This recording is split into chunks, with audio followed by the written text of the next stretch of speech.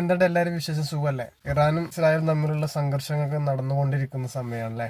അപ്പോൾ സോഷ്യൽ മീഡിയയിലൊക്കെ ഒരുപാട് ഐഡിയകളിൽ വന്നിട്ട് ഇറാൻ നശിച്ചു പോട്ടെ, അതല്ലെങ്കിൽ മതേതരവാദികൾ എന്ന് സ്വയം വിശേഷിപ്പിക്കുന്ന ചില ആളുകൾ വന്നിട്ട് ഇറാൻ നശിച്ചു പോകണം, അങ്ങനെയുള്ള അതൊക്കെ ഇങ്ങനെയൊക്കെ പറയുന്ന ഒരുപാട് ഫേക്കും അല്ലാതെയുള്ള ഒരുപാട് ഐഡിയകളുണ്ട് കേട്ടോ. സോഷ്യൽ മീഡിയയിൽ നിരന്തരം ഇത്തരം കമൻറ്റുകൾ ഇടുന്ന ഒരുപാട് ആളുകളുണ്ട്. അപ്പോൾ അവർക്കൊക്കെ വേണ്ടിയിട്ടാണ്. അപ്പോൾ നമുക്ക് ജസ്റ്റ് നമ്മൾ ഗൂഗിളിനോട് ചോദിച്ചു നോക്കാം. ഇറാൻ എന്ന അറബ് രാഷ്ട്രം നഷ്ടമായാൽ ഇന്ത്യ എന്ന ഇന്ത്യയിലുള്ള നമുക്ക് എന്തെങ്കിലും തരത്തിലുള്ള ബുദ്ധിമുട്ടുകളോ പ്രയാസങ്ങളോ ഉണ്ടാവോ എന്ന് ജസ്റ്റ് നമുക്ക് ജമീനിനോടൊന്ന് ചോദിച്ചു നോക്കിയാലോ. അപ്പോൾ ഞാൻ ജമീനിനോട് ചോദിക്കാം കേട്ടോ. ജമീനി, ഇറാൻ എന്ന അറബ് രാഷ്ട്രം നശിച്ചു കഴിഞ്ഞു കഴിഞ്ഞാൽ നമ്മളെ ഇന്ത്യക്കാർക്ക് എന്തെങ്കിലും തരത്തിലുള്ള ബുദ്ധിമുട്ടുകളോ പ്രയാസങ്ങളോ ഉണ്ടാവോ? സാധ്യതയുണ്ടോ? ഇറാനെ കുറിച്ചുള്ള താങ്കളുടെ ആശങ്ക പ്രസക്തമാണ്. എന്നാൽ ആദ്യം ഒരു കാര്യം ശ്രദ്ധയിൽപ്പെടുത്തട്ടെ. ഇറാൻ ഒരു അറബ് രാഷ്ട്രമല്ല. ഇറാൻ ഒരു പേർഷ്യൻ രാഷ്ട്രമാണ്.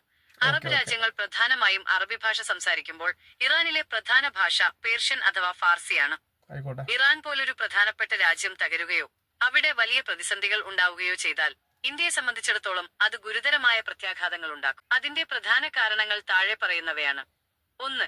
ഇന്ധനവിലയും സാമ്പത്തിക ആഘാതവും. ലോകത്തിലെ ഏറ്റവും വലിയ എണ്ണവാതക നിക്ഷേപമുള്ള രാജ്യങ്ങളിൽ ഒന്നാണ് ഇറാൻ. ഇറാനിൽ അസ്ഥിരതയുണ്ടായാൽ ആഗോള വിപണിയിൽ ക്രൂഡ് ഓയിൽ വില കുത്തനെ ഉയരും. ഇന്ത്യക്കാരുടെ നിത്യജീവിതത്തിൽ ഇത് പെട്രോൾ, ഡീസൽ വില വർധനവിനും അതുവഴി എല്ലാ സാധനങ്ങളുടെയും വിലക്കയറ്റത്തിനും കാരണമാകും. 2. ചബാഹർ തുറമുഖവും വ്യാപാരവും. ചബഹാർ പോർട്ട് മധ്യേഷ്യൻ രാജ്യങ്ങളുമായി വ്യാപാരം നടത്തുന്നതിനായി ഇന്ത്യ ഇറാനിലെ ചബാഹർ തുറമുഖത്ത് വലിയ നിക്ഷേപം നടത്തിയിട്ടുണ്ട്. പാകിസ്ഥാനെ ഒഴിവാക്കി അഫ്ഗാനിസ്ഥാനിലേക്കും യൂറോപ്പിലേക്കും ചരക്കുകൾ എത്തിക്കാൻ ഇന്ത്യക്ക് ഈ റൂട്ട് അത്യാവശ്യമാണ്. ഇറാൻ തകർന്നാൽ ഇന്ത്യയുടെ കോടിക്കണക്കിന് രൂപയുടെ നിക്ഷേപവും ഈ വ്യാപാര പാതയും ഇല്ലാതാകും. 3. പ്രവാസികളുടെ സുരക്ഷ. ഇറാനിലും അയൽരാജ്യങ്ങളിലും ലക്ഷക്കണക്കിന് ഇന്ത്യക്കാർ ജോലി ചെയ്യുന്നുണ്ട്.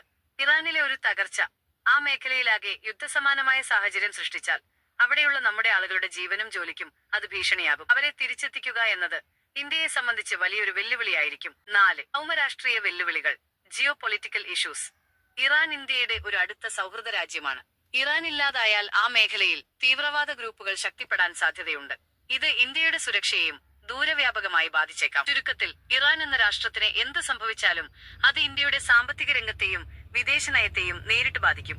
അതുകൊണ്ട് തന്നെ ആ മേഖലയിൽ സമാധാനം നിലനിൽക്കുന്നത് ഇന്ത്യയുടെ വലിയ ആവശ്യമാണ്. ഇറാനും ഇന്ത്യയും തമ്മിലുള്ള വ്യാപാര ബന്ധങ്ങളെ കുറിച്ച് കൂടുതൽ അറിയണോ? അപ്പോ ആദ്യം തന്നെ എനിക്ക് മറ്റേ അറബ് രാഷ്ട്രമല്ല പേർഷ്യൻ രാജ്യമാണ് എന്ന് പറഞ്ഞത്. ഓക്കെ, അപ്പൊ ഇതാണ് സത്യത്തിലെ സംഭവം കേട്ടോ. ഇത് അറബ് അല്ലെങ്കിൽ ഈ ഇറാൻ നശിച്ചു പോയി കഴിഞ്ഞാൽ നമുക്ക് ഓരോരുത്തർക്കും അല്ലെങ്കിൽ നമ്മൾ ഈ ഇന്ത്യ രാജ്യത്തുള്ള ഓരോ ആളുകൾക്കും അതിന്റെ ഒരു ബുദ്ധിമുട്ടും പ്രയാസം ഉണ്ടാവുമെന്ന് ജസ്റ്റ് നമ്മൾ മനസ്സിലാക്കുക കേട്ടോ. എന്നിട്ട് നമ്മൾ ഇരുന്നിട്ട് മെസ്സേജുകളിലും മറ്റേ ഷെയറുകളും കമന്റ് ചെയ്യലൊക്കെ ചെയ്യുക. ഓക്കെ, അതൊന്ന് മനസ്സിലാക്കാൻ വേണ്ടിയിട്ട് ജസ്റ്റ് ഒന്ന് പറഞ്ഞത് മാത്രം. Okay, thank you.